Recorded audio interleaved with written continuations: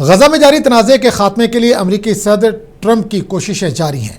قطر، اردن، متحدہ عرب امارات، انڈونیشیا، پاکستان، ترکی، سعودی عرب اور مصر کے وزرائے خارجہ نے غزہ میں جاری تنازع کے خاتمے کے لیے امریکی صدر ٹرمپ کی قیادت اور امن کی کوششوں کا خیر مقدم کیا ہے۔ قطر کی وزارت خارجہ کی طرف سے جاری کردہ مشترکہ بیان کے مطابق انہوں نے ٹرمپ کی تجویز کو سراہا، جس میں غزہ میں جنگ بندی، تعمیر نو، فلسطینی شہریوں کی نقل مکانی کو روکنے اور خطے میں دیرپا امن کو فروغ دینے کا مطالبہ کیا گیا ہے۔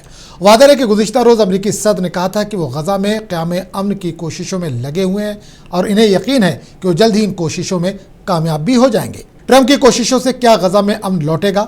اپنی رائے کمنٹ باکس میں ضرور دیں اور ساتھ ہی چینل کو سبسکرائب کرنا نہ بھولیں۔ قرآن و حدیث کی روشنی میں روحانی علاج جنات کے ذریعے۔ روحانی علاج جنات، جادو، نظر بد، خبیث، گھر کی بندش، کرتوت، سفلی سحر، کالا جادو، کھلایا ہوا پلایا ہوا جادو، کاروبار کی بندش، نکاح کی بندش وغیرہ کا علاج قرآن و حدیث کی روشنی میں جنات کے ذریعے کیا جاتا ہے۔ ہمارے گھر پر ہر اتوار مفت تشخیص و علاج بھی کیا جاتا ہے۔